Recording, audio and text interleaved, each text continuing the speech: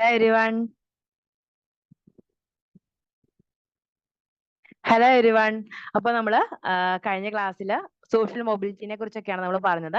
അപ്പൊ അതിന്റെ കണ്ടിന്യൂഷൻ ആണ് നമ്മൾ ഇപ്പൊ പറയാൻ പോകുന്നത്. മൊബിലിറ്റി എന്ന് പറയുന്നത് എന്താണ്? സാമൂഹിക ചലനാത്മകത എന്നാണ് അതിന്റെ മലയാള അർത്ഥം. അതായത് നമ്മുടെ സമൂഹത്തിൽ അല്ലെങ്കിൽ നമ്മുടെ ജീവിതത്തിൽ ഏതെങ്കിലും രീതിയിൽ നമ്മൾ മാറ്റങ്ങൾക്ക് വിധേയമാവുകയാണെങ്കിൽ ആ ഒരു മാറ്റങ്ങളെയാണ് അല്ലെങ്കിൽ ആ ഒരു മാറ്റങ്ങൾക്ക് പറയുന്ന പേരാണ് ചലനാത്മകത എന്ന് പറയുന്നത്. അപ്പോൾ ഈ ചലനാത്മകതയെ കുറിച്ച് നമ്മൾ പറഞ്ഞു.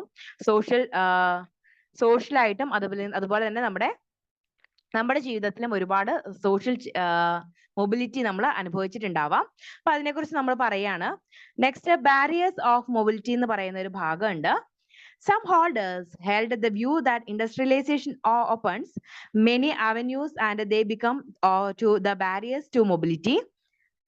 Some suggested that some suggested that today the systematic class inequalities have given way to caste inequalities. Some others argue that capitalist societies are no longer in egalitarian as Marx and predicted they would become, and that there is a reduction of inequalities. Many of the occupations today are field based on formal equalities acquired through the education system. It is also wrong to assume that all have equal access to education or the education of uniform quality. The social inequalities are the barriers of mobility. Mobility എന്ന് പറയുന്നത് എന്താണ്? സാമൂഹിക ചലനാത്മകത അല്ലെങ്കിൽ ചലനാത്മകതയാണ് നമ്മൾ പറഞ്ഞു. ചലനാത്മകത എന്ന് പറയുന്നത് നമ്മുടെ സമൂഹത്തിലോ അല്ലെങ്കിൽ നമ്മുടെ എഡ്യൂക്കേഷനോ ആയിട്ടുള്ള രീതിയിലോ നമ്മൾ ഒരു എഡ്യൂക്കേഷനിൽ നിന്ന് മറ്റൊരു ഉയർന്ന എഡ്യൂക്കേഷനിലേക്ക് പോകുമ്പോൾ നമ്മൾ ചലനാത്മകത നമുക്ക് സംഭവിച്ചു എന്ന് പറയാം. ഫോർ എക്സാമ്പിൾ പറയുകയാണെങ്കിൽ നമ്മളൊരു താഴ്ന്ന ക്ലാസ്സിൽ നിന്ന് ഉയർന്ന ക്ലാസ്സിലേക്ക് അല്ലെങ്കിൽ സാമ്പത്തികമായിട്ട് വളരെയധികം ഉയർന്നു നിൽക്കുകയാണെങ്കിൽ നമുക്ക് സോഷ്യൽ മൊബിലിറ്റി ഉണ്ടായി എന്ന് നമുക്ക് പറയാൻ സാധിക്കും. കാരണം ആ ഒരു ചലനാത്മകത എന്ന് പറയുന്നത് അപ് ടു വേർഡ്സിലും അതുപോലെ തന്നെ ഡൗൺ വേർഡിലും ഉണ്ടാകാനായിട്ടുള്ള ഇടയുണ്ട്. അതായത് ചിലപ്പോൾ ഒരാള് സാമ്പത്തികമായിട്ട് ചിലപ്പോൾ ഉയർന്ന നിലയിൽ എത്താനായിട്ട് സാധിക്കും ചിലപ്പോൾ ഭാവിയിൽ, അല്ലെങ്കിൽ ഒരാൾ തങ്ങൾ ഉണ്ടായിരുന്ന ആ സാമ്പത്തിക നിലയിൽ നിന്ന് ചിലപ്പോൾ താഴ്ന്ന നിലയിലേക്ക് പോകാനുമുള്ള സാധ്യതയുണ്ട്. അപ്പൊ ഈ രണ്ട് രീതികളിലും സോഷ്യൽ മൊബിലിറ്റി നിലനിൽക്കുന്നുണ്ട്. അതുപോലെ തന്നെ സോഷ്യൽ മൊബിലിറ്റിക്ക് അല്ലെങ്കിൽ നമ്മുടെ മൊബിലിറ്റിക്ക് ഒരു തടസ്സം സംഭവിക്കുന്ന അല്ലെങ്കിൽ തടസ്സം നിൽക്കുന്ന കാര്യങ്ങൾ എന്ന് പറയുന്നത് പ്രധാനമായിട്ട് എന്താണ്? സോഷ്യൽ ഇനീക്വാളിറ്റീസ് ആണ്. സാമൂഹികമായിട്ടുള്ള തുല്യതയില്ലാത്ത അവസരങ്ങളാണ് നമ്മുടെ ഒരു സാമൂഹിക ചലനാത്മകതയ്ക്ക് തടസ്സം നിൽക്കുന്നത്. അതായത് ഇപ്പോൾ നമ്മൾ പറയുകയാണെങ്കിൽ എല്ലാ ആളുകളുടെയും സാമ്പത്തിക നില എന്ന് പറയുന്നത് വ്യത്യസ്തമായിരിക്കും അല്ലെ. അപ്പൊ ആ സാമ്പത്തിക നിലയിൽ ചിലപ്പോൾ നമുക്ക് അത്യാവശ്യം പണമുണ്ട്. ആ പണം ഉപയോഗിച്ച് നമുക്ക് ബിസിനസ് ചെയ്ത് ചിലപ്പോൾ കൂടുതൽ ഉയർന്ന സ്ഥാനത്തേക്ക് എത്താനായിട്ട് സാധിക്കും. അപ്പൊ ആ സാമൂഹിക നില ഉയരാനായിട്ട് അല്ലെങ്കിൽ സോഷ്യൽ മൊബിലിറ്റിക്ക് ആ ഒരു സമ്പത്ത് എന്ന് പറയുന്നത് അയാളെ സഹായിക്കുമായിരിക്കും. പക്ഷേ മറ്റൊരാൾക്ക് സമ്പത്തില്ല എങ്കിൽ അയാളുടെ നില എന്താണ്? അയാൾക്ക് മറ്റു മാർഗങ്ങളൊന്നും ഉപയോഗിച്ച് ഒരു സമ്പത്ത് ഒന്നും ഇല്ലാത്തത് കാരണം അയാൾക്ക് വേറൊരു ജോലികളൊന്നും ചെയ്യാനോ ബിസിനസ്സിലേക്ക് ഇറങ്ങി വളരെയധികം എമൗണ്ട് കൊയ്യാനൊന്നും അയാൾക്ക് പറ്റാത്തത് കൊണ്ട് അയാൾ ആ ഒരു സാമൂഹിക നിലയിൽ തന്നെ തുടരേണ്ടി വരും, അല്ലെങ്കിൽ ആ ഒരു പുവർ ആയിട്ടുള്ള ആ ഒരു നിലയിൽ തന്നെ തുടരേണ്ടി വരും. അപ്പൊ ഈ സമ്പത്തിന്റെ ഇനീക്വാളിറ്റീസ് ആണ് അവിടെ ഒരു സാമൂഹിക ചലനാത്മകതയ്ക്ക് തടസ്സമായിട്ട് നിൽക്കുന്നത്. അതേസമയം നമുക്ക് വേറൊരു കാര്യം പറയാം. ഇതുപോലെ തന്നെ വിദ്യാഭ്യാസത്തെ കുറിച്ച് നമുക്ക് പറയാം. ഇപ്പൊ ഒരാൾക്ക് രണ്ടാളുകൾ നല്ല രീതിയിൽ പഠിക്കാനായിട്ട് സാധിക്കുന്ന രണ്ടു പേർക്ക്, ഒരാൾക്ക് പണമുണ്ട് അല്ലെങ്കിൽ അയാളെ ആരെങ്കിലും സ്പോൺസർ ചെയ്യുകയാണെങ്കിൽ അയാൾക്ക് ഉന്നത പഠനത്തിലേക്ക് പോകാനും വലിയ രീതിയിൽ പഠനം നടത്തി ഉന്നത വിദ്യാഭ്യാസം നേടി നല്ലൊരു ജോലിയിൽ പ്രവേശിക്കാൻ അയാൾക്ക് സാധിച്ചു കഴിഞ്ഞാൽ അയാളുടെ സാമൂഹിക നില ഉയരുകയും അയാൾ സോഷ്യൽ മൊബിലിറ്റിയുടെ അപ്വേർഡ്സിൽ എത്തുകയും ചെയ്തെന്ന് നമുക്ക് പറയാൻ സാധിക്കും. അതേസമയം നന്നായിട്ട് പഠിക്കാൻ കഴിവുണ്ടായിട്ടും ആരും സഹായിക്കാൻ ഇല്ലാത്തതുകൊണ്ട് അല്ലെങ്കിൽ സമ്പത്തില്ലാത്തതുകൊണ്ട് ആ സമൂഹത്തിൽ ഏറ്റവും താഴ്ന്ന നിലയിൽ തന്നെ ജീവിക്കേണ്ടി വരുന്ന ആളുകൾ ഉണ്ടാവും അല്ലെ. അപ്പൊ അയാളുടെ സാമൂഹിക നില തടസ്സപ്പെടുത്തിയത് അല്ലെങ്കിൽ ആ സാമൂഹിക ചലനാത്മകതയ്ക്ക് തടസ്സമായിട്ട് നിന്നത് ഇതുപോലെ തന്നെ സമ്പത്തും അതുപോലെ തന്നെ സ്പോൺസർ ചെയ്യാനുള്ള ആളുകൾ ഇല്ലാത്തത് കൊണ്ടൊക്കെയാണ്. അപ്പൊ ആ രീതിയിൽ ഇനിക്വാളിറ്റീസ്, സമ്പത്തിന്റെയോ അല്ലെങ്കിൽ എഡ്യൂക്കേഷനോ ഒക്കെ നമുക്ക് ഇത്തരത്തിലുള്ള ഇനിക്വാളിറ്റീസ് പ്രദാനം ചെയ്യുന്നുണ്ട്. അപ്പൊ ഈ ഇനിക്വാളിറ്റീസ് സാമൂഹിക ചലനാത്മകതയ്ക്ക് ഒരു കാരണമായിട്ട് നമുക്ക് ചൂണ്ടിക്കാണിക്കാൻ സാധിക്കും. നെക്സ്റ്റ് എന്ന് പറയുന്നത് ഇനി മാർക്സിസ്റ്റ് വ്യൂ ആണ്. മാർക്സിസ്റ്റ് വ്യൂ എന്ന് പറയുന്നത് മാർക്സിന്റെ പ്രധാനപ്പെട്ട ഒരു വീക്ഷണമാണ് ഇവിടെ പറയുന്നത്. അതും സാമൂഹിക ചലനാത്മകതയെ കുറിച്ചുള്ള അദ്ദേഹത്തിന്റെ വീക്ഷണമാണ് ഇവിടെ പറയാ. The Marxist view is stratification and mobility is based on the class nature of society. Marx held the view that a capitalism developed, there would be a tendency towards polarization. It means that the stratification system would resemble a parade with the masses of people benched at the bottom. The intermediate groups, including the petty bourgeois, small landowners, and other would have find themselves demoted in course of time. Thus, it capitalism, the mobility would be downward. The result of this pluralization and popularization would lead to overthrowing of the capitalist system and the creation of socialism. അപ്പം ഈ ഒരു Marxist വ്യൂവിൽ പറയുന്നത്, marks എന്ന് പറയുന്ന പ്രശസ്തനായ വ്യക്തിനെ കുറിച്ച് നമുക്കറിയാം. അദ്ദേഹം കമ്മ്യൂണിസത്തെ ഒരുപാട് പിന്തുണച്ച ഒരു വ്യക്തിയായിരുന്നു മാർക്സ് എന്ന് പറയുന്നത്. അപ്പൊ അദ്ദേഹത്തിന്റെ വ്യൂവില് ഈ ഒരു സോഷ്യൽ മൊബിലൈസേഷൻ അല്ലെങ്കിൽ സാമൂഹിക ചലനാത്മകത ഉണ്ടാകുന്നത് ക്യാപിറ്റലിസ്റ്റ് സൊസൈറ്റിയെ കൂടാതിരിക്കുന്ന സൊസൈറ്റിയിലായിരിക്കണം എന്നാണ് അദ്ദേഹം ഇവിടെ പറയുന്നത്. Therefore, the Marxists held the factors causing mobility are those that are basic of the system of capitalism, and the opportunities for upward mobility are negligible, and the buck of downward mobility. അപ്പൊ അതായത് നമുക്കറിയാം ഈ ഒരു commercial ആയിട്ടുള്ള സൊസൈറ്റീസിനെയാണ് നമ്മൾ capitalist society എന്ന് പറയുന്നത്. അതായത് മുതലാളിത്ത വർഗ്ഗങ്ങൾ അല്ലെ മുതലാളിത്ത സമൂഹങ്ങളിൽ എപ്പോഴും ഇനീക്വാളിറ്റീസ് വളരെ കൂടുതലായിരിക്കും. കാരണം പണമുള്ളവനും പണമില്ലാത്തവനും തമ്മിലുള്ള അന്തരം വളരെയധികം കൂടുതലാണ് ക്യാപിറ്റലിസ്റ്റ് സൊസൈറ്റികളിൽ. അപ്പൊ അങ്ങനെയുള്ള സൊസൈറ്റികളിൽ ഇനീക്വാളിറ്റീസ് കൂടുതലായതുകൊണ്ട് തന്നെ അവിടെ ഒരു സോഷ്യൽ മൊബിലിറ്റി വളരെയധികം കുറവായിരിക്കും സംഭവിക്കാമെന്നാണ് പറയുക. കാരണം നമുക്ക് പണം എപ്പോഴും ഒരു അത്യാവശ്യമായിട്ടുള്ള ഘടകമാണ്. പണമുള്ളവൻ എപ്പോഴും പണത്തിന്റെ പുറകെ പോവുകയും ഉന്നത സ്ഥാനങ്ങളിൽ എത്തുകയും ചെയ്തുകൊണ്ടിരിക്കുകയും അതേസമയം പണമില്ലാത്തവൻ എപ്പോഴും താഴ്ന്ന വിഭാഗത്തിൽ തന്നെ തുടരുകയും ചെയ്യുന്ന ഒരു നിലയാണ് ക്യാപിറ്റലിസ്റ്റ് സൊസൈറ്റിയിലുള്ളത്. അപ്പൊ അവിടെ ഒരു സാമൂഹിക ചലനാത്മകതയ്ക്ക് ഇതിലുള്ള സാധ്യത വളരെയധികം കുറവാണ്. മാർക്സിന്റെ അഭിപ്രായത്തിൽ കമ്മ്യൂണിസ്റ്റ് സൊസൈറ്റികളിൽ കൂടുതൽ ചലനാത്മകത സാധ്യതയുണ്ടെന്ന് പറയപ്പെടുന്നു. ഇനി സബ്ജക്റ്റീവ് ഫാക്ടേഴ്സ് എന്ന് പറയുന്ന ഒരു ഭാഗം കൂടി ഉണ്ട്. Subjective factors are those factors that motivate people to be mobile. Aspirations of upward mobility is one such factor. In the theory of the leisure class, Wellborn suggests that every stratification system is automatically a source of mobility. This is so basic because everyone estimates himself or herself mainly based on others' evaluation of them, and individuals always aim to be well thought of in the eyes of their fellow men. Thus, they strike to reach those positions which society deems to be worthwhile. Sensitization process shows how to is a commitment to the values of the caste system, which becomes the source of aspirations for mobility. What Battle says, the upwardly aspiration groups which wish to be among a higher groups, and once they reach there, they try to hold their exclusive is relevant here. അപ്പൊ subjective factors എന്ന് പറയുന്നത് നമുക്കറിയാം, ഭൗതിക വസ്തുക്കൾ അല്ലെങ്കിൽ വസ്തുതകൾ നമ്മുടെ ഈ സോഷ്യൽ മൊബിലിറ്റിക്ക് എങ്ങനെയാണ് സഹായകമാകുന്നത് എന്നുള്ള കാര്യം ഇവിടെ പറയുന്നുണ്ട്. നമ്മൾ പറഞ്ഞു ഒരുപാട് ബ്രാഹ്മണന്മാർക്കായിരുന്നു നമ്മുടെ സൊസൈറ്റിയിൽ ഏറ്റവും ഉയർന്ന സ്ഥാനം നമുക്കറിയാം അല്ലെ. നമ്മള് ഒരു ചാതുർവർണ്ണ സമ്പ്രദായമൊക്കെ നമുക്ക് ഉണ്ടായിരുന്നു. അതായത് 4 കാസ്റ്റ് സിസ്റ്റം നമുക്ക് ഉണ്ടായിരുന്നു. ഫസ്റ്റ് വൺ എന്ന് പറയുന്നത് എന്താണ്? ബ്രാഹ്മണന്മാര്, സെക്കൻഡ് വൺ ക്ഷത്രിയര്, തേർഡ് വൺ വൈശ്യര്, അതുപോലെ തന്നെ ഫോർത്ത് വൺ ശൂദ്രര്. അപ്പൊ അങ്ങനെയുള്ള കാസ്റ്റ് സിസ്റ്റത്തിൽ ഏറ്റവും ഉയർന്ന സ്ഥാനം എന്ന് പറയുന്നത് ബ്രാഹ്മണന്മാർക്ക് തന്നെയായിരുന്നു. അപ്പൊ അവരാണ് സമൂഹത്തിലെ ഉന്നതമായ സ്ഥാനവും അതുപോലെ തന്നെ ആനുകൂല്യങ്ങളൊക്കെ അനുഭവിച്ചിരുന്നത്. അപ്പം വൈശ്യരും അതുപോലെ തന്നെ മറ്റ് പണമുള്ള ആളുകളൊക്കെ ഇത്തരത്തില് ഉന്നതമായിട്ടുള്ള സ്ഥാനം ആഗ്രഹിച്ചിരുന്നു. അവരെന്ത് ചെയ്തു? ബ്രാഹ്മണന്മാരെ പോലെ ജീവിക്കാനായിട്ട് തുടങ്ങി. അങ്ങനെ ബ്രാഹ്മണന്മാരെ പോലെ ജീവിച്ചത് കൊണ്ട് അവർക്ക് ഒരു ഉന്നതമായ സ്ഥാനം ലഭിക്കുമെന്ന് അവര് മനക്കോട്ട കണ്ടു. അങ്ങനെ അവര് സാൻസ്ക്രിറ്റൈസേഷൻ അല്ലെങ്കിൽ സംസ്കൃതവൽക്കരണം എന്ന് പറയുന്ന ഒരു തിയറിയിലേക്ക് അത് കൊണ്ടെത്തിക്കുകയും ചെയ്തു. അതായത് സാൻസ്ക്രിറ്റൈസേഷൻ എന്ന് പറയുന്നത്, സംസ്കൃതവൽക്കരണം എന്ന് പറയുന്നത് പണമുള്ള താഴേക്കിടയിലുള്ള ആളുകൾ, പ്രത്യേകിച്ച് വൈശ്യരായിട്ടുള്ളവരും അതുപോലെ തന്നെ എഡ്യൂക്കേഷൻ വഴി നല്ല സമ്പത്ത് നേടിയ ആളുകളും തങ്ങൾ താഴ്ന്ന ജാതിക്കാരാണ് എന്നുള്ള കാരണം കൊണ്ട് ആ സമൂഹത്തിൽ നിന്ന് ഒഴിച്ചു അല്ലെങ്കിൽ മാറ്റി നിർത്തപ്പെടേണ്ടി വന്ന ആളുകളുണ്ട്.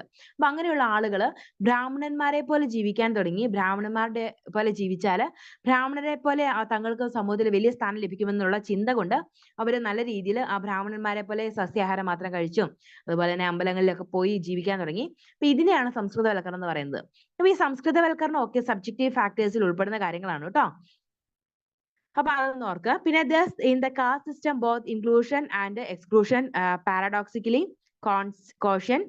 This is similar to the of social closure used by Weber.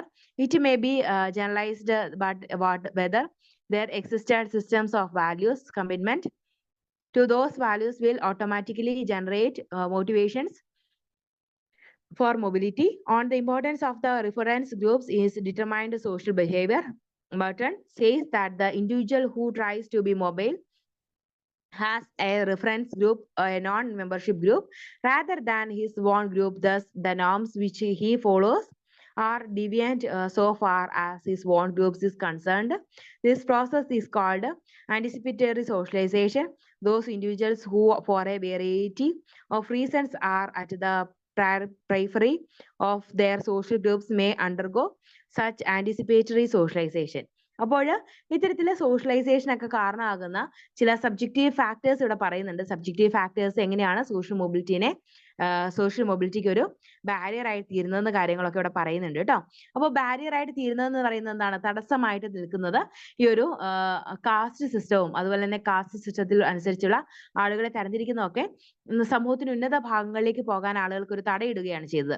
കാരണം എല്ലാ കാസ്റ്റിനും അവരവരുടേതായിട്ടുള്ള തൊഴിലുകൾ ഉണ്ടായിരുന്നു. മറ്റു ജോലികൾ ചെയ്യാനായിട്ട് ഓരോ കാസ്റ്റിലുള്ള ആളുകളെയും സമൂഹം അനുവദിച്ചിരുന്നില്ല. പ്രത്യേകിച്ച് പറയുകയാണെങ്കിൽ വൈശ്യർക്ക് കൃഷിയും അതുപോലെ തന്നെ വ്യാപാരവും മാത്രമേ അനുവദിച്ചിരുന്നുള്ളൂ. അതുപോലെ തന്നെ ക്ഷത്രിയർക്ക് രാജ്യങ്ങൾ സംരക്ഷിക്കാനും അതുപോലെ തന്നെ യുദ്ധം ചെയ്യുവാനൊക്കെയുള്ള ഒരു അവസരം മാത്രമേ കൊടുത്തിരുന്നുള്ളൂ. അതുപോലെ തന്നെ ബ്രാഹ്മണർക്ക് ഈ ഒരു വേദങ്ങൾ പഠിക്കാനും അതുപോലെ തന്നെ മറ്റുള്ളവർക്ക് പഠിപ്പിക്കാനുള്ള അധികാരം മാത്രമേ ഉണ്ടായിരുന്നുള്ളൂ. അതുകൊണ്ട് തന്നെ ഈ ശൂദ്രരായിട്ടുള്ള ആളുകൾക്കൊക്കെ സമൂഹത്തിന് ഉന്നതമായിട്ടുള്ള തലത്തിലേക്ക് പോകാനുള്ള അവസരങ്ങൾ കുറവായിരുന്നു. അപ്പൊ ഇതെല്ലാം ഒരു സോഷ്യൽ മൊബിലിറ്റിനെ വളരെയധികം പല രീതിയിൽ തടയിടുന്നുണ്ട് എന്നുള്ള കാര്യം ഓർത്തിരിക്കുക. ഇനി മൊബിലിറ്റി ആൻഡ് സോഷ്യൽ ചേഞ്ചസ് എന്ന് പറയുന്ന ഒരു ഭാഗമുണ്ട് പഠിക്കാനായിട്ട്. Social mobility is a dependent variable whereas social structure is an independent one. Giddens criticized that traditional discussions of mobility which look at classes as fixed categories which can be populated by different people at different times. For example, Suchbater likes classes to buses which have different passengers at different times. Here, the problem is twofold. Firstly, a discussion of mobility from factors that structure class relations in general can be separated, and secondly, the very process of mobility can bring about changes in the stratification system. Merton differentiate between socially acceptable goals and means of attaining these goals, which are the four values of society. Those who accept the goals and the means of achieving team are conformists, but there are some who reject the goals. These people may earlier retreat from social life, terrorism, or may return rebellion. In the later case, they may be a new structure of society rather than seek development within the given structure. അപ്പോൾ ഈ mobility and social changes എന്ന് പറയുന്നത് വളരെ പ്രധാനപ്പെട്ടതാണ്. കാരണം സാമൂഹികമായ മാറ്റങ്ങൾ എങ്ങനെയാണ് നമ്മുടെ മൊബിലിറ്റിനെ സഹായിക്കുന്ന എന്നുള്ള കാര്യങ്ങൾ പ്രധാനമായിട്ടും ഓർത്തിരിക്കുക. കാരണം നമ്മുടെ കാസ്റ്റ് സിസ്റ്റം ഒക്കെ മാറ്റങ്ങൾ സംഭവിച്ചപ്പോൾ, കാസ്റ്റ് സിസ്റ്റത്തിന്റെ ഒക്കെ മാറ്റങ്ങൾ വന്നപ്പോൾ നമ്മൾ എല്ലാ ജാതിക്കാർക്കും എല്ലാ ജോലിയും ചെയ്യാമെന്നുള്ള ഒരു സ്ഥിതിയിലേക്ക് എത്തി. പ്രത്യേകിച്ച് സ്വാതന്ത്ര്യത്തിനൊക്കെ ആ ഒരു സമയത്ത് ഇംഗ്ലീഷ് വിദ്യാഭ്യാസമൊക്കെ നേടിയ ആളുകൾ വലിയ രീതിയിലുള്ള ജോലികളിലേക്ക് കയറാൻ തുടങ്ങി. അതൊക്കെ നമ്മുടെ കാസ്റ്റ് സിസ്റ്റത്തിന്റെ ഒക്കെ തകർച്ചയ്ക്ക് കാരണമായിട്ടുണ്ട്. അതുകൊണ്ട് കാസ്റ്റ് സിസ്റ്റത്തിന്റെ തകർച്ച നമ്മുടെ പല രീതിയിൽ സോഷ്യൽ മൊബിലൈസേഷന് കാരണമായിട്ടുണ്ട്.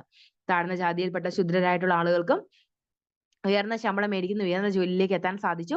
അതുപോലെ തന്നെ മറ്റൊരു കാര്യമാണ് ഇത്തരത്തിലുള്ള വ്യവസായവൽക്കരണം അല്ലെങ്കിൽ നമ്മുടെ വ്യവസായ വ്യവസായവൽക്കരണം അതുപോലെ തന്നെ വ്യവസായശാലകളുടെയൊക്കെ നിർമ്മാണം കൂടുതലും ഒക്കെ ഇത്തരത്തില് സോഷ്യൽ മൊബിലിറ്റി വർദ്ധിപ്പിക്കുന്നതിന് കാരണമായിട്ടുണ്ട്.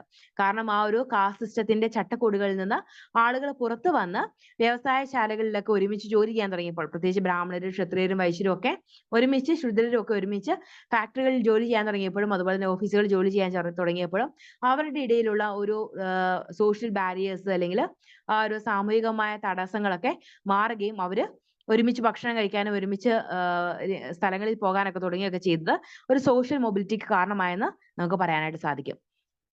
പിന്നെ ഈ ഒരു ഭാഗത്ത് നിന്ന് ചോദിച്ചു കണ്ടുള്ള കുറച്ച് ക്വസ്റ്റ്യൻസ് കൂടെ നമുക്ക് നോക്കാം. ഫസ്റ്റ് എന്ന് പറയുന്നത് describe the importance of the social environment എന്ന് പറയുന്ന ഒരു ഭാഗമുണ്ട്. അതിനകത്ത് ഈ ഒരു സോഷ്യൽ എൻവയൺമെന്റിലെ കാര്യങ്ങളിൽ ഈ ഒരു സോഷ്യൽ മൊബിലിറ്റിയും കാര്യങ്ങളൊക്കെ ഇതിനകത്ത് ഉൾപ്പെടും. അതുപോലെ തന്നെ പ്രധാനപ്പെട്ട ഒരു ക്വസ്റ്റ്യൻ എന്ന് പറയുന്നത് നമുക്ക് ഇവിടെ ചോദിച്ചു കണ്ടിട്ടുള്ളത് സോഷ്യൽ മൊബിലിറ്റി എന്താണെന്നുള്ള ചോദ്യം എപ്പോഴും വന്നിട്ടുള്ളതാണ്. സോഷ്യൽ മൊബിലിറ്റി എന്താണ്, അതുപോലെ തന്നെ സോഷ്യൽ മൊബിലിറ്റിയുടെ ഇമ്പാക്ട്സ്, ബാരിയേഴ്സ് എന്തൊക്കെയാണെന്ന് എപ്പോഴും ചോദിച്ചു കണ്ടുള്ള ക്വസ്റ്റ്യൻ ആണ്.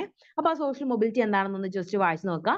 അതിനുശേഷം ബാരിയേഴ്സ്, അതിന്റെ തടസ്സങ്ങൾ എന്തൊക്കെയാണ് സോഷ്യൽ മൊബിലിറ്റിക്ക് വേണ്ടി അല്ലെങ്കിൽ സാമൂഹിക ചലനാനുമതിക്ക് തടസ്സം നിൽക്കുന്ന കാര്യങ്ങൾ എന്താണെന്ന് ചോദിച്ചു കഴിഞ്ഞാൽ എഡ്യൂക്കേഷനും അതുപോലെ തന്നെ കാസ്റ്റ് സിസ്റ്റവും ക്ലാസ് സിസ്റ്റവും ഒക്കെ ഇത്തരത്തിൽ ഈ ഒരു സോഷ്യൽ മൊബിലിറ്റിക്ക് തടസ്സം നിൽക്കുന്ന കാര്യങ്ങളായിരുന്നു എന്ന് ഓർത്തിരിക്കുക. പിന്നെ എന്താണ്, നമുക്ക് നമ്മുടെ സമ്പത്ത് എന്ന് പറയുന്ന ഒരു കാര്യം കൂടെ ഈ ഒരു സോഷ്യൽ മൊബിലിറ്റിക്ക് അല്ലെങ്കിൽ തടസ്സം നിൽക്കുന്ന അല്ലെങ്കിൽ അതിനെ സ്വാധീനിക്കുന്ന ഒരു ഘടകമാണെന്ന് നമുക്ക് പറയാൻ സാധിക്കും.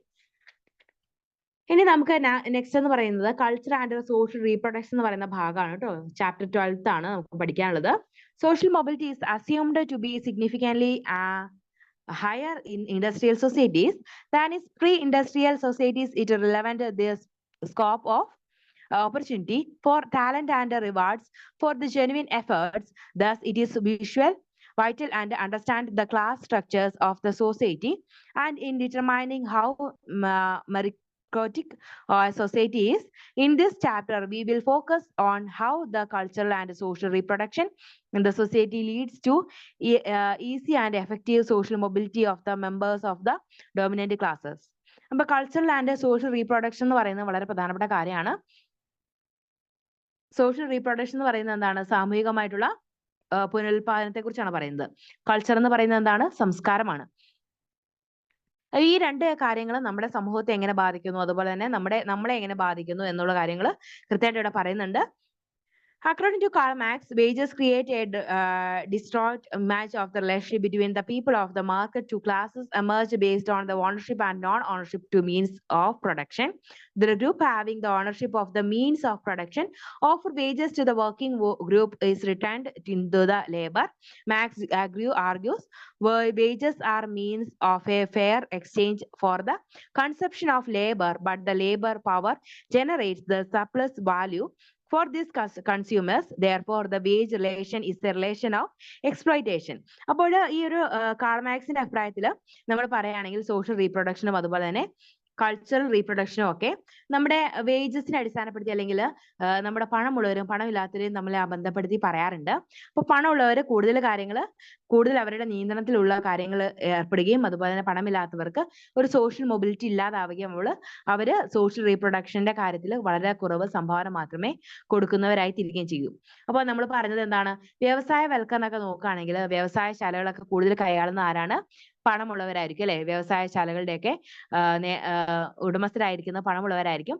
അവർ ഒരുപാട് കാര്യങ്ങൾ തീരുമാനമെടുക്കുകയും അതുപോലെ തന്നെ സാമൂഹികമായിട്ടുള്ള പ്രൊഡക്ഷനും കാര്യങ്ങളൊക്കെ കൂടുതലായിട്ട് ഒളിച്ചിരിക്കുകയും ചെയ്യും. അതുപോലെ തന്നെ പണമില്ലാത്തവർ അവർക്ക് യാതൊരു സ്വാധീനവും ചെലുത്താനായിട്ട് സാധിക്കില്ല സമൂഹത്തിൽ. ഇനി cultural and social reproduction, the ഡർക്കെയ്മിൻ ട്രഡീഷൻ എന്ന് പറയുന്ന ഒരു ഭാഗമുണ്ട്. ഡർക്കെയ്മിന്റെ അടിസ്ഥാനത്തിൽ എങ്ങനെയാണ് സോഷ്യൽ റീപ്രൊഡക്ഷനും കൾച്ചറൽ റീപ്രൊഡക്ഷനും ഒക്കെ നിൽക്കുന്നത് എന്നുള്ള കാര്യം നോക്കാം. Durkheim and his followers tried to produce a theory of begin reproduction.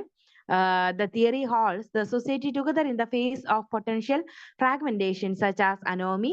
In contrast of the Marxist representative, Durkheim asserts the necessity of social and cultural reproduction, the necessity of conformity through change. The Durkheim tradition view cultural and social reproduction with the lens of optimism. It is consensual instead of division, and its motivation is integrative instead of conflicting. Durkheim argues that the issues of social and cultural reproduction do not reveal their happiness behind the distorted ideological mask of change, but rather to search for the appropriate collective secular cardio that will ensure reproduction of solidarity in view of the change. In Division of Labor, Durkheim refers to the two ideal types of integration across the continuum of modernity in the form of mechanical and organic solidarity.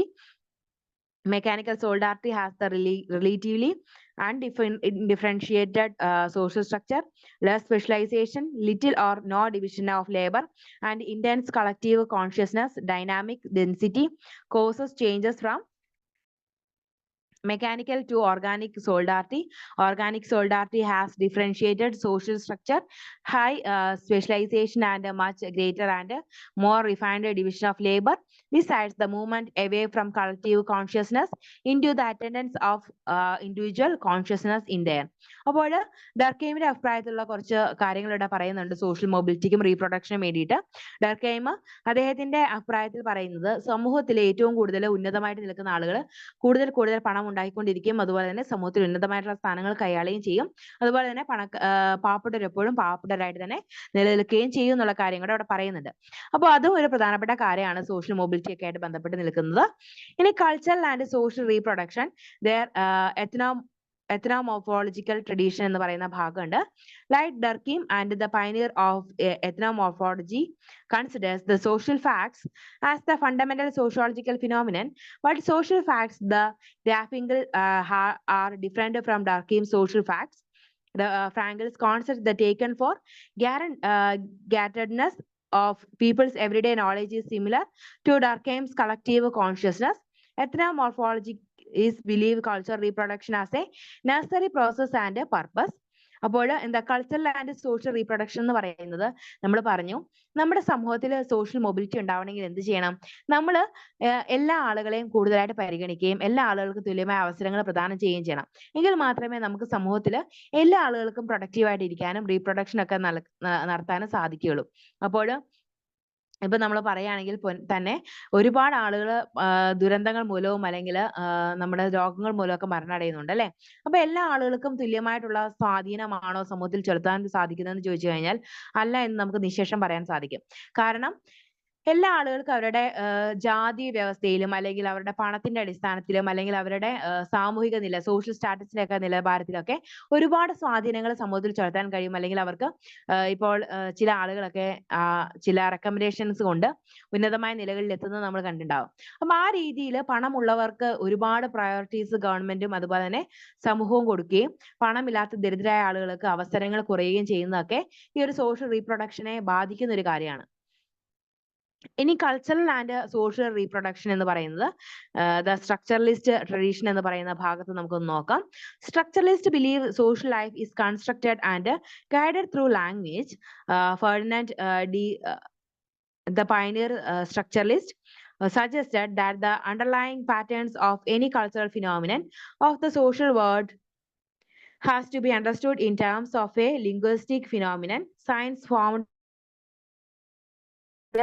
together are very important for understanding the social life. Successors held the view that there is an attributary relationship between signifier and signified. Language is not just a collection of unrelated significates.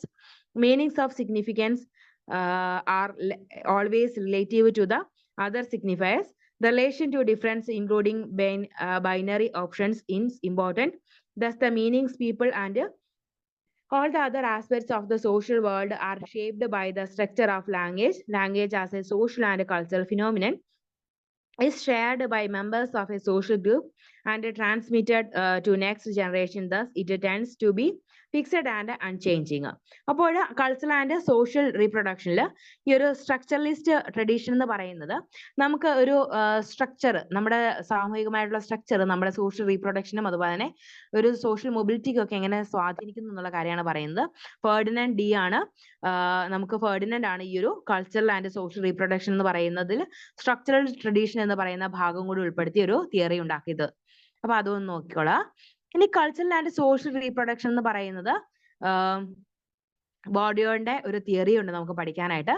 ബോർഡിയോസ് theory of culture offers an insight in to the relations of power and authority in understanding the significance of culture within our social sphere. He makes an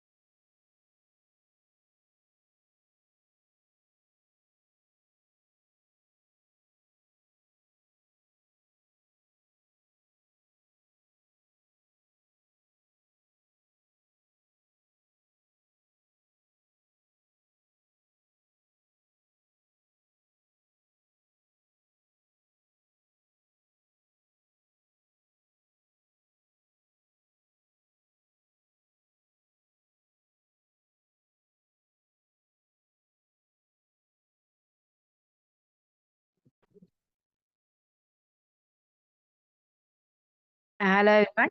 അപ്പോൾ culture and social reproduction എന്ന് പറയുന്ന 12th ചാപ്റ്ററിൽ നമുക്കൊന്ന്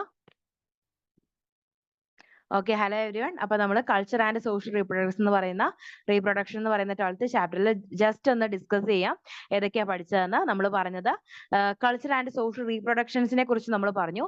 Marxian ട്രഡീഷനെ കുറിച്ച് നമ്മൾ പറഞ്ഞിരുന്നു. Marxist tradition എന്ന് പറയുന്നത് ക്യാപിറ്റലിസ്റ്റ് സൊസൈറ്റിയിൽ നമ്മൾ എങ്ങനെയൊക്കെയാണ് നിലനിൽക്കുന്നത്, അല്ലെങ്കിൽ ക്യാപിറ്റലിസ്റ്റ് സൊസൈറ്റി ആണ് അല്ലെങ്കിൽ മുതലാളിത്ത സമൂഹമാണ് ഏറ്റവും കൂടുതൽ ഒരു സോഷ്യൽ മൊബിലിറ്റിനെ തകർക്കുന്ന കാര്യമാണെന്ന് നമ്മൾ പറഞ്ഞു.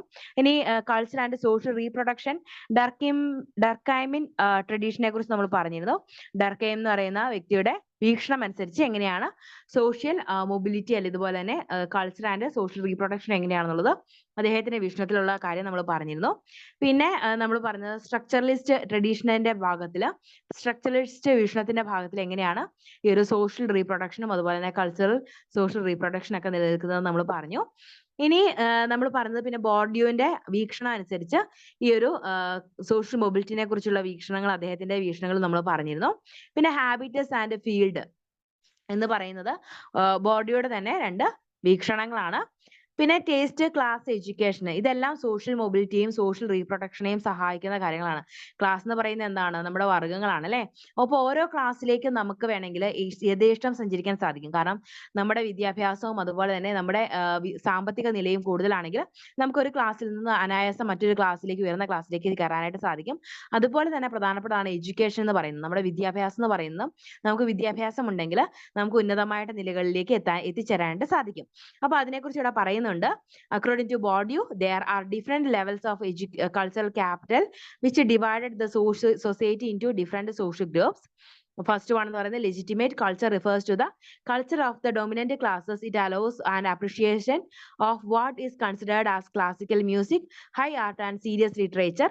And second one എന്ന് പറയുന്നത് middle brow culture involves an appreciation and understanding of the major art forms, but it prefers minor works of those with the greatest artistic merit. For example, it may involve a appreciation of Gershwin's Blue instead of the classical comparison between Mozart.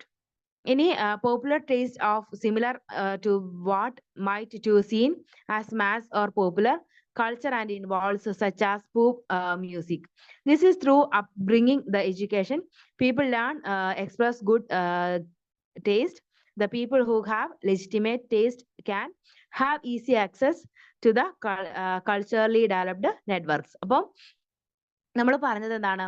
ഈ എഡ്യൂക്കേഷനും ക്ലാസ്സും ഒക്കെ നമ്മുടെ social റീപ്രൊഡക്ഷനെ സഹായിക്കുന്നു നമ്മൾ പറഞ്ഞു. അതുപോലെ തന്നെ ബോർഡിയോയുടെ വീക്ഷണങ്ങൾ പറഞ്ഞു, സ്ട്രക്ചറലിസ്റ്റ് വീക്ഷണങ്ങൾ പറഞ്ഞു, ഡർക്കൈമിന്റെ വീക്ഷണങ്ങൾ പറഞ്ഞു, മാർക്സിസ്റ്റ് വീക്ഷണങ്ങൾ പറഞ്ഞു. ഇത്രയും കാര്യങ്ങൾ പ്രധാനമാണ്. ഇതിൽ നിന്ന് ചോദിക്കാൻ ഇടയുള്ള കുറച്ച് ക്വസ്റ്റ്യൻസ് എന്ന് പറയുന്നത് what do you mean by cultural reproduction എന്ന് പറയുന്ന ഒരു ക്വസ്റ്റ്യൻ ചോദിച്ചു കണ്ടിട്ടുണ്ട്. കൾച്ചറൽ റീപ്രൊഡക്ഷൻ എന്താണെന്ന് നമ്മൾ ജസ്റ്റ് ഒന്ന് നോക്കി വെക്കാം. അതുപോലെ തന്നെ how are cultural reproduction and social reproduction are related? Cultural reproduction അതുപോലെ തന്നെ social reproduction എങ്ങനെയൊക്കെ ബന്ധപ്പെട്ടിരിക്കുന്നു എന്നുള്ള കാര്യം കൂടെ നമ്മളൊന്ന് ജസ്റ്റ് നോക്കി വെച്ചോണം. കാരണം എക്സാമിന് ചോദിച്ചു കണ്ടിട്ടുള്ള ഒരു ക്വസ്റ്റ്യൻ കൂടിയാണ് കേട്ടോ അത്. പിന്നീട് നമുക്ക് വന്നിട്ടുള്ളത് what are the Durkheim say on organic solidarity. അപ്പം ഡർക്കെയിമിന്റെ വീക്ഷണത്തിൽ ഓർഗാനിക് സോൾഡാറിറ്റി എന്ന് പറയുന്ന ഒരു കോൺസെപ്റ്റ് എന്താണ്, അതിൽ എന്താണ് ഡർക്കെയിം പറയുന്ന കാര്യങ്ങളും കൂടി ഒന്ന് ജസ്റ്റ് നോക്കി വെച്ചോളാം. അപ്പം മെക്കാനിക്കൽ സോൾഡാറിറ്റി, ഓർഗാനിക് സോൾഡാറിറ്റി എന്ന് പറയുന്നത് ഡർക്കെയിമിന്റെ രണ്ട് വീക്ഷണങ്ങളാണ്. അപ്പൊ അതിനെക്കുറിച്ച് കൂടുതലായിട്ടൊന്ന് ജസ്റ്റ് നോക്കിയാൽ നമുക്ക് എക്സാമിന് നല്ല മാർക്ക് സ്കോർ ചെയ്യാൻ സാധിക്കും. ഓക്കെ, അപ്പൊ ഇത്രയും കാര്യങ്ങളേ ഉള്ളൂ ഇതിൽ പഠിക്കാനായിട്ട്.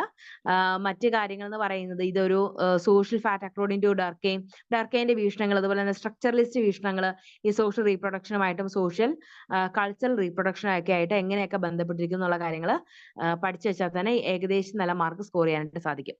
അപ്പം ഇത് തന്നെയാണ് നമുക്ക് ഈ ഒരു സോഷ്യൽ സ്ട്രാറ്റിഫിക്കേഷൻ എന്ന് പറയുന്ന ടെക്സ്റ്റിൽ പഠിക്കാനുള്ളത്. 12 ചാപ്റ്ററുകളാണ്. അത് 12 ചാപ്റ്ററുകൾ നമ്മൾ ഏകദേശം കംപ്ലീറ്റ് ചെയ്തു.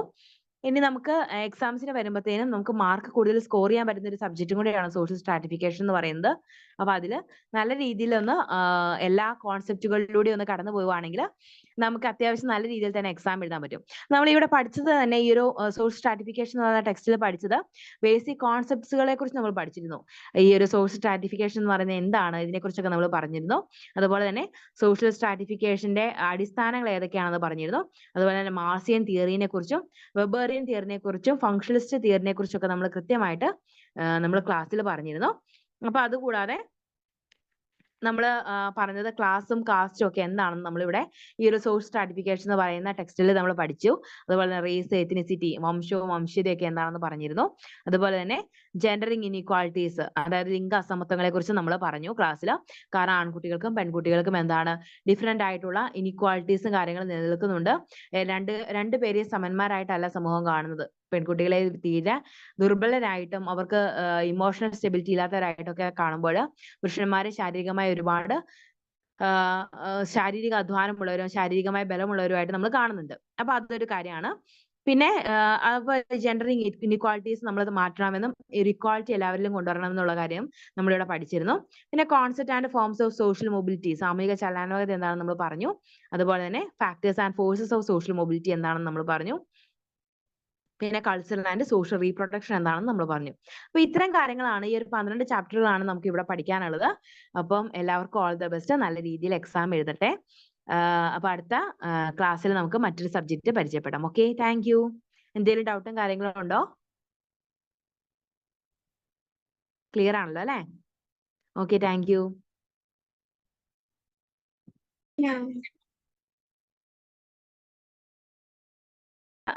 നമ്മൾ പറഞ്ഞുകൊണ്ട് ഇരുന്നത് പല പല വീക്ഷണങ്ങളെ കുറിച്ചും അതുപോലെ തന്നെ ഈ ഒരു കൾച്ചർ ആൻഡ് സോഷ്യൽ റീപ്രൊഡക്ഷൻ എന്ന് പറയുന്ന ഭാഗത്തില് നമുക്ക് പല പല ആളുകളുടെ പല പല സോഷ്യോളജിസ്റ്റുകളുടെ വീക്ഷണങ്ങളെ കുറിച്ചാണ് അല്ലെ.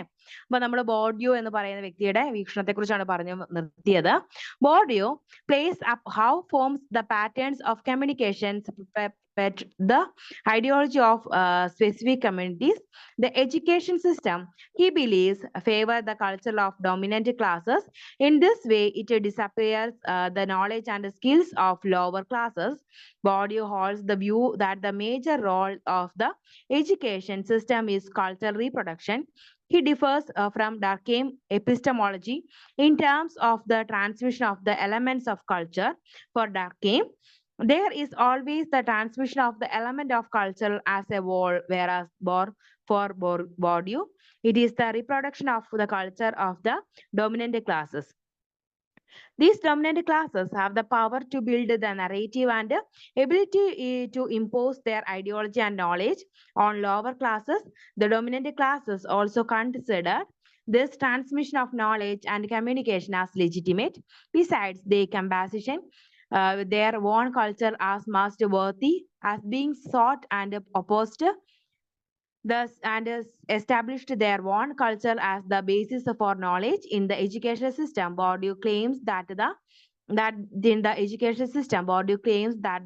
educational system is the major site of the struggle over the monopoly of symbolic violence. Symbolic violence is mainly particide through cultural mechanisms. Bourdieu believes educational systems plays a significant role in reproducing existing power and class relations.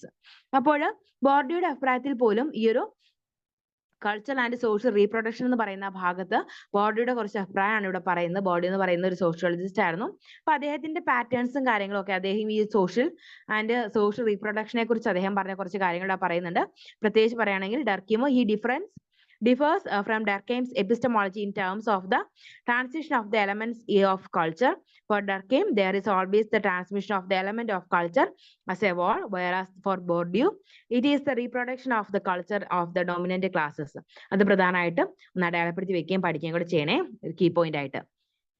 The proportion of the dominant culture, according to Bourdieu, is cultural capital. Those who possess the cultural capital have the power and means of reproducing the culture of the ruling class. Cultural capital becomes a benchmark for the distinction between different social strata in the social space. Class differences in educational attainment are mainly because of the uneven distribution of cultural capital throughout the social structure. Shanks and throughout the social structure, Shineks and Galaxies found the children of parents who hold a post-secondary degree get 60% chances to get higher education themselves.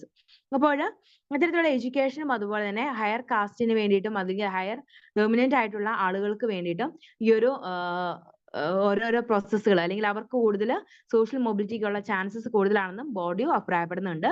ഇനി the habits and field എന്ന് പറയുന്ന ഒരു ഭാഗം കൂടെ നമുക്ക് പഠിക്കാനുണ്ട്. Bourdieu developed his ideas in terms of the concept of habitus and fields. എന്ന് പറയുന്ന ഹാബിറ്റസ് ആണ്. It helps in understanding the relation between the culture of a society and the structuring of the social relationships. The habitus means the mental structures that regulate the people act through habits. People perceive, understand, think, and appreciate the social sphere. The habitus both produces and is produced by the social.